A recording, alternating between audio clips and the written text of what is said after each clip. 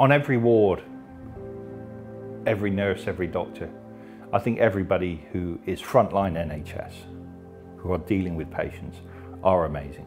You know, if you said to somebody, I want you to train for 9 years, I want you to train for 3 years, and at the end of it, you're still going to be working 12, 14-hour days, you're going to get a decent wage, but at the end of the day, you're making a decision that could make somebody's life live longer, or you have to tell somebody, I'm sorry, but your relative has only got 3 months to live. There is always some cases during the year that you remember more than others. You know, sudden young deaths, and even of people you know sometimes have been brought in through the mortuary, old colleagues, or a neighbour of mine quite recently. But in here where you see so many ill people younger than yourself, or even the same age, that suffer with major problems, which means their life is going to be totally different to mine, I think it makes you think, it makes you wonder, and I think you enjoy life outside a bit more. It's a wonderful job. It's great to feel as if you're doing something for somebody. If you're in the NHS, the main reason you're in the NHS is because you care for people. And if you don't care for people, you really shouldn't be in the NHS, because you're not in this for the money, that's for sure.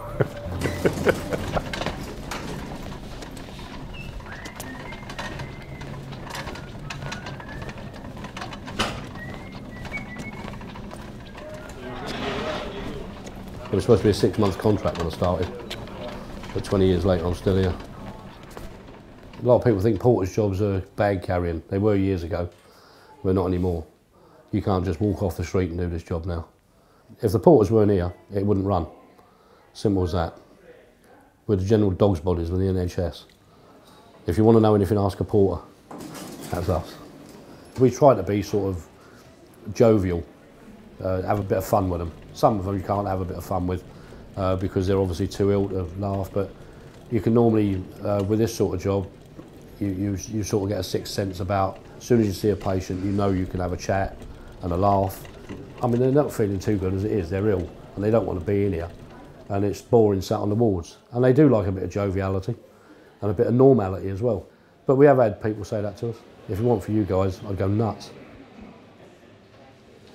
So they'll say, John, we've got one on ward 22. The general porter will usually wait outside off the ward, somewhere discreet with the trolley, while I go and make sure that the form's filled out properly and the space is cleared around the bedside, so we've got room to get the trolley in, and that all the curtains and doors are closed so that none of the other patients in the ward will be aware, hopefully, that we're there.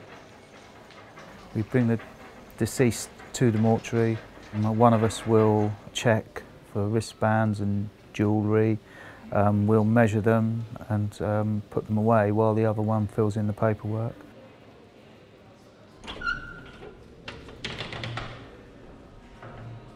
They get stir crazy. You know, you do have conversations with patients when you've wheeled them back and forth after like 2 or 3 weeks, or even a month and a half, and they get stir crazy. And I took a guy back to 24, an old chap, and he'd been in that long that he'd not actually seen the outside world. And we came out of the lift, turned right, and we stopped by the orthopaedic department, where the trees are, where the blossom is.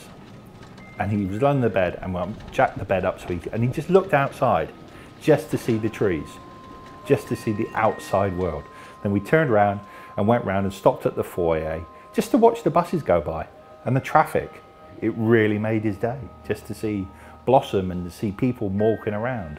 Somebody walking around not in a uniform.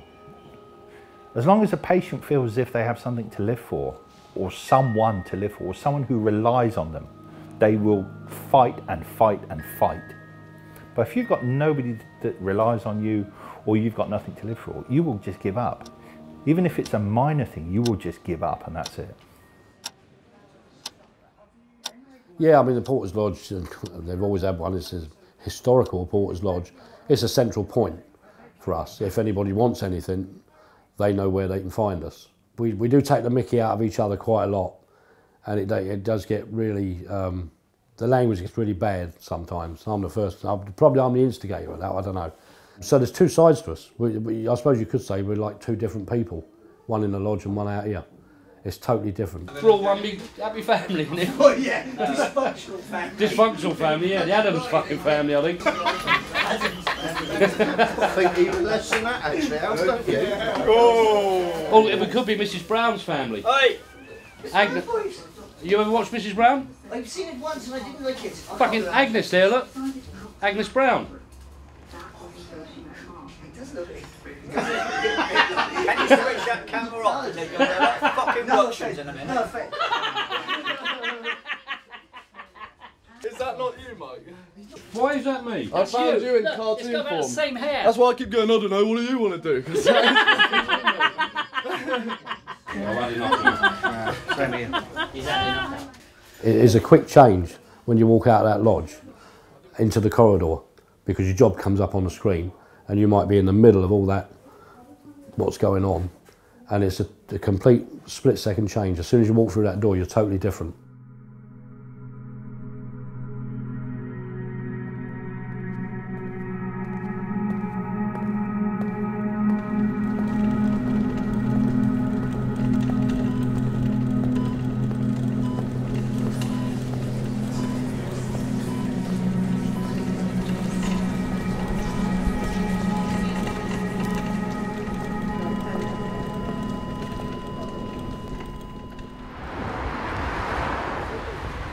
It's nobody's dream job, or you wouldn't start thinking like that. Nobody wants to be a mortuary porter, but it came at a difficult time in my life. I had to come off shift work onto day work because my ex-wife left me and my children, and I needed to do a day job for childcare demands. I've always felt like it is a job that you should feel honoured to do. You're kind of being entrusted with something that is important because of how we all feel about our loved ones and how we would all want them treated in those moments between their death and their burial.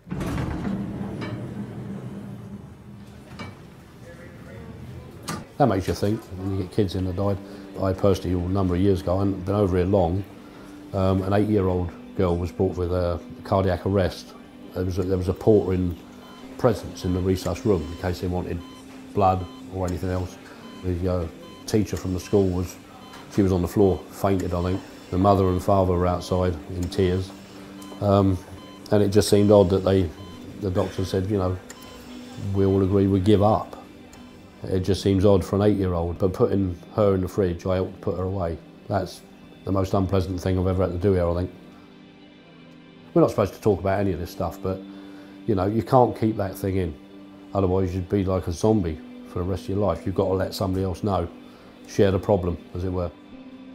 Later on that day, a 92-year-old woman was brought in with a cardiac arrest and they saved her. Which, you know, seems a bit unfair in some respects. I'm glad for the woman who saved her.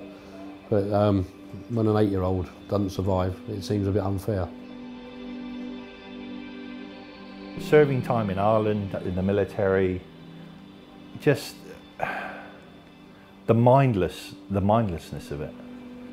With war, you're taught, you know, be violent. You know, you're not there to shake hands with the guy. No, your job is to stop him breathing, and you'll do anything. You know, if you haven't got a weapon, you then pick up the chair, you throw him through the window, you bite his nose off, you bite his windpipe out, and it's violence of action. But this is one of the reasons I do this job, because I'm sort of repenting for my past sins. Yeah. With this, when you have an old person who slowly goes, it's sad, but it's natural, because it happens. And there is not that connection between violence.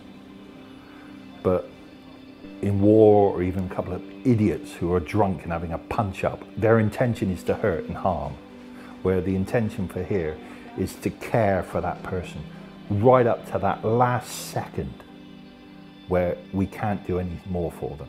Up to that last second, we want to make them live. We want them to live because that's our job.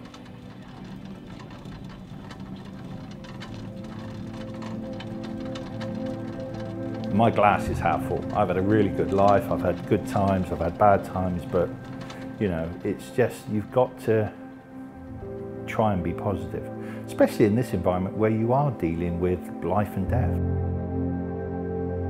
Just happy to make that transition for them is pleasant and as nice as possible. Sometimes even bizarrely, I think that, well, they might be actually looking at me doing this to them, you know. It's not impossible. So it's another reason why I just afford them the utmost respect. I suppose it'd be nice to have loads of money in the bank, but I don't know if that would make you happy or not. It doesn't seem to make some people happy. As long as you can pay your bills, earn a wage, get me wages, pay me bills and go on holiday a couple of times a year. And I'm okay with that. It'd be nice to retire early, bit of money in the bank, but I don't think I could be really any happier than what I am now. I could be a lot worse. Even when you deal with the end of life, where you're taking somebody from a ward to the mortuary, you're still performing a service. And that person is somebody's mum, somebody's son, daughter, brother, whatever. And you're there to give them their last bit of dignity. And it's their one of the last journeys they're going to make. So in a way, as a porter, that's the biggest responsibility we've got. That is the most important job I see, that I think we do. Because one day, it's either going to be you or it's going to be one of your own relatives.